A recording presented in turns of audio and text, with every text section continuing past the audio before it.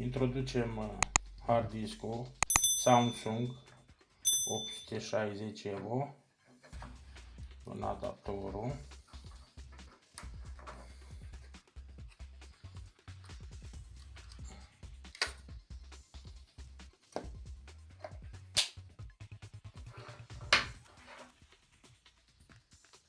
Punem cablu.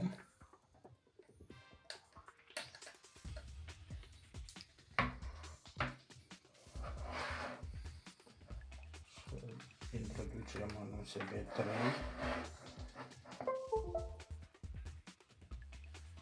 Așa. O să folosim programul de la Samsung Disk Migration.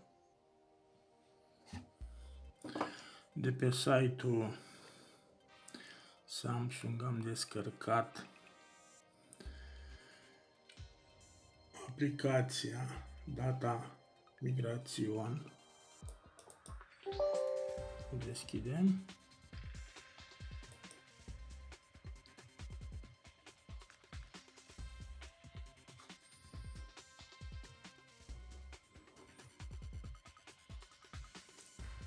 Deci vrem să transferăm sistemul de operare de pe partiția C pe acest hard disk SSD Samsung 860 Evo. Noi folosim de aplicația descărcată de pe site-ul de la Samsung. Aplicația se numește Samsung Data Migration. Dăm Start.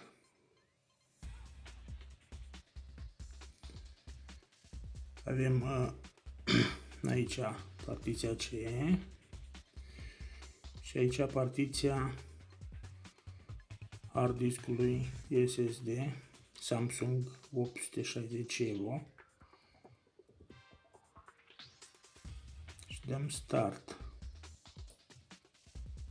Uitasem în prealabil, trebuie să mai oprim niște aplicații.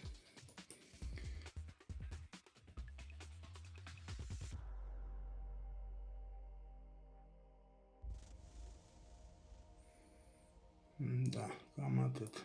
Să vedem. Și dăm Start.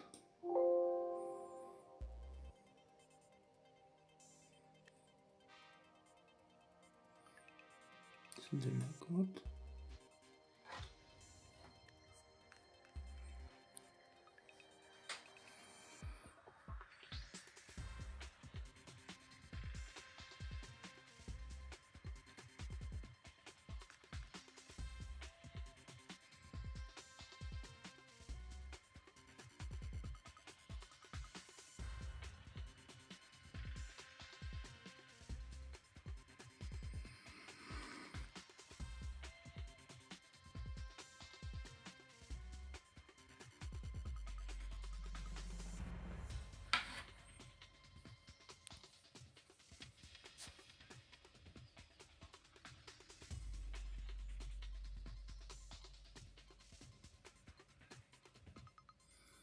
Începe transferul.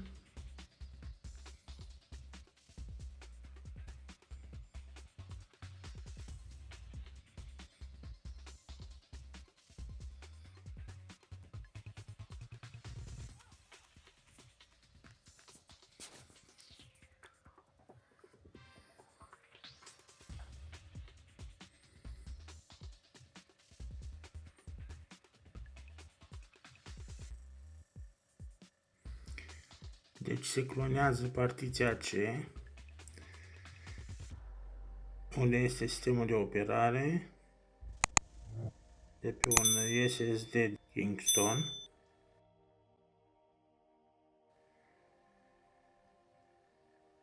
Hardul este un Kingston și facem clonarea pe un hard disk Samsung 860 Evo de 500 de giga.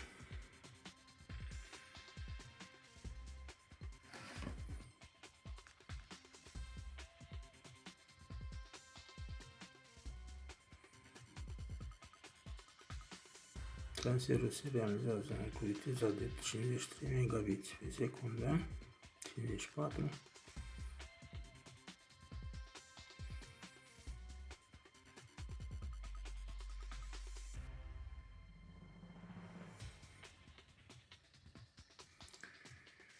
Hardul este full, hardul sursă Kingston SHF S37A1, deci 120 de giga, 111,8 gigabit real, și deci asta este sursa și ținta. Target disk Samsung SSD 860 EVO 500 GB, real 465,8 GB.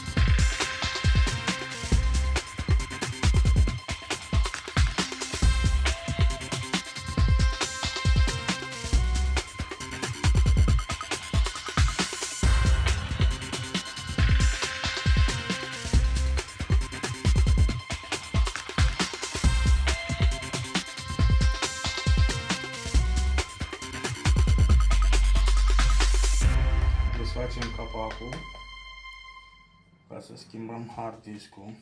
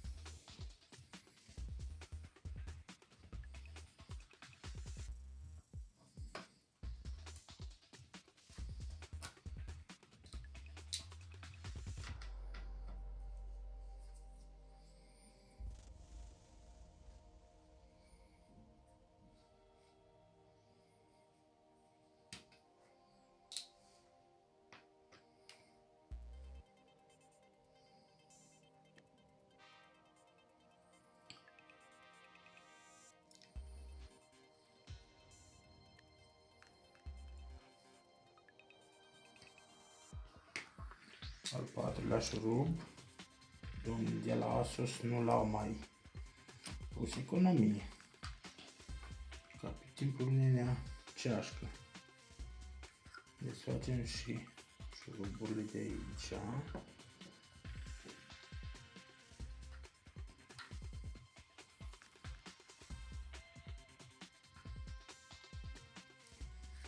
Șurubele. Și de acelea.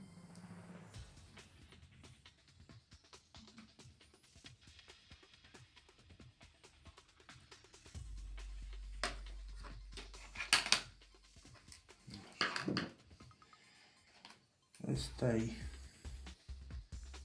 Kingston, 120 GB. Are 3 ani și ceva de când e în funcțiune. Punem deoparte.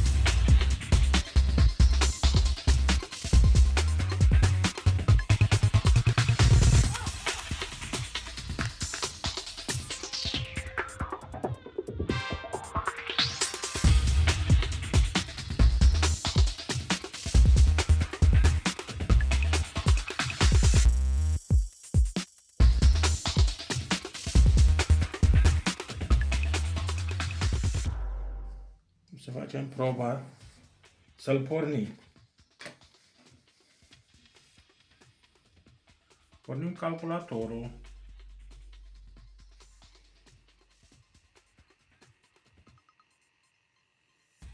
Nou hard disk Samsung 860 Evo. Hardul care l-am avut în laptop. O să-l folosim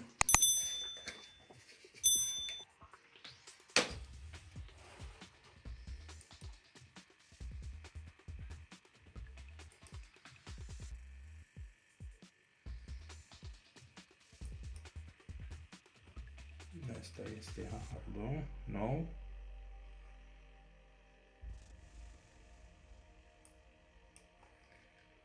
Să deschidem.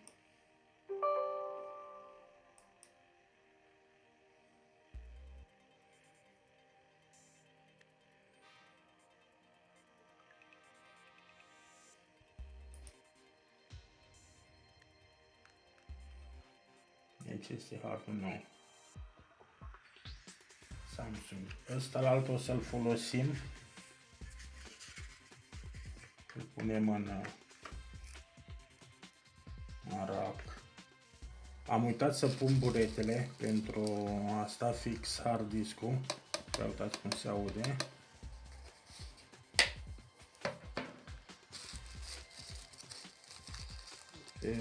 Sunt doi bureți, unul mai gros și unul mai subțire. Eu l-am ales pe cel mai gros.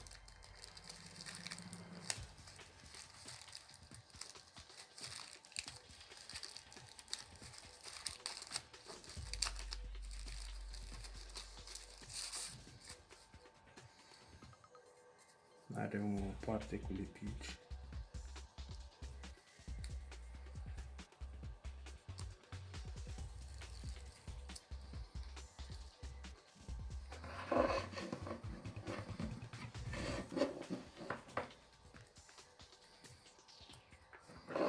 Să încerc să o poziționez.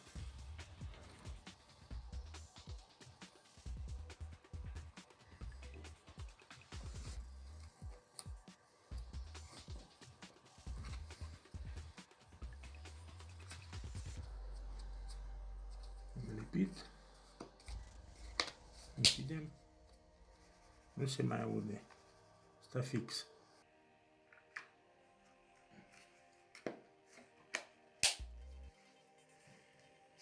Conectăm cablul.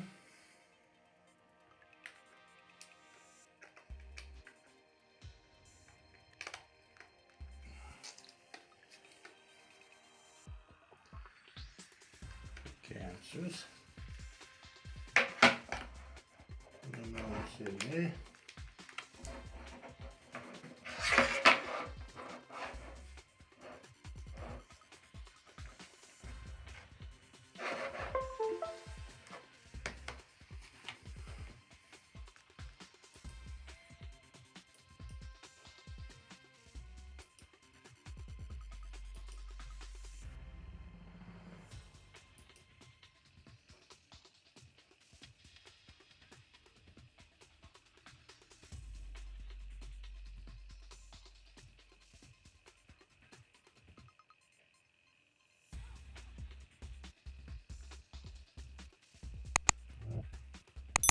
Este partiția local disk H.